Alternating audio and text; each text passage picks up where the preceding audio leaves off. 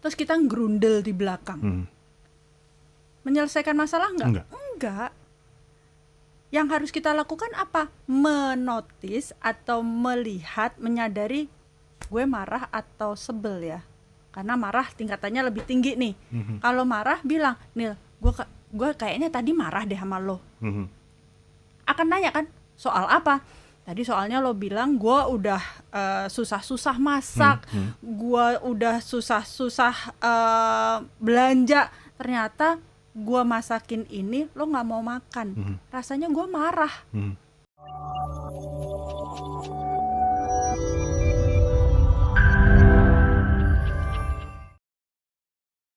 Pada saat kita sakit hati itu bisa marah, bisa kecewa, bisa benci, males, bisa sedih, anyel, males. sumpek, Semua bosen. hal yang berkaitan dengan emosi negatif itu bisa ditengarai oleh subconscious kita sebagai sebuah sakit hati. Saya seneng tuh kata-kata ini, ditengarai. Iya.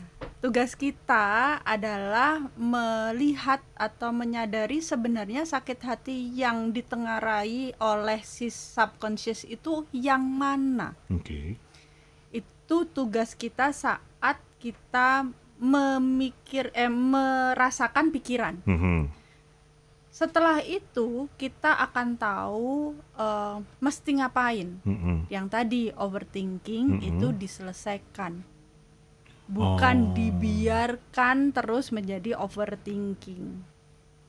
Karena kalau dibiarkan tidak dengan solusi yang solutif, penting ya, solusi yang solutif, overthinking itu menjadi sangat liar dan tidak terkendali.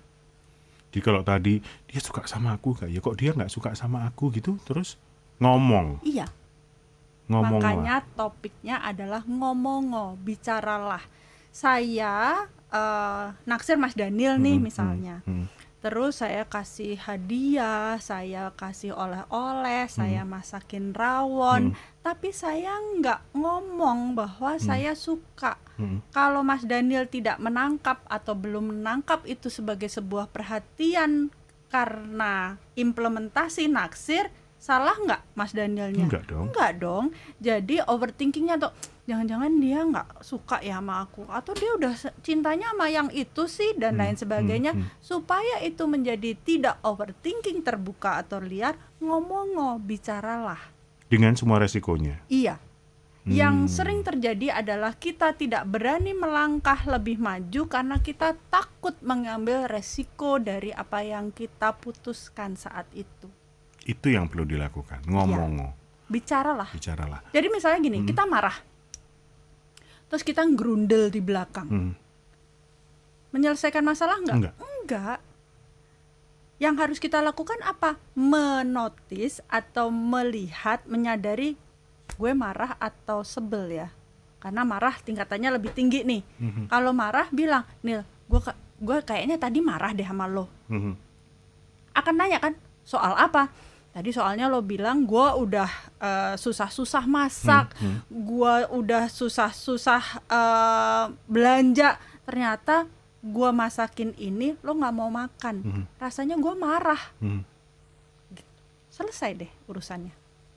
Disampaikan. Ya, Yang saya ingat kan dulu kita pernah ngobrol bahwa ketika sakit hati, agar overthinkingnya hilang, disampaikan secara lisan, tidak harus sama orangnya. Iya.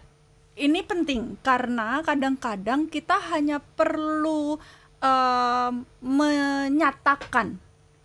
Jadi kalau kita punya handphone, semua punya handphone kan ya, tapi karena saya grafolo, tentu saja saya dari bidang saya. Kalau kita lagi marah, kita sebel, kita benci dan lain-lain, kita menuliskan apa yang kita rasakan. Saya sebel. Terus coret-coret aja di situ. Mau gambar boleh, mau mewarnai boleh, mau coret-coret yang tidak berbentuk boleh. Kita merilis sesuatu yang kita rasakan saat itu berkaitan dengan emosi negatif. Gimana kalau emosi positif, Mbak Okto?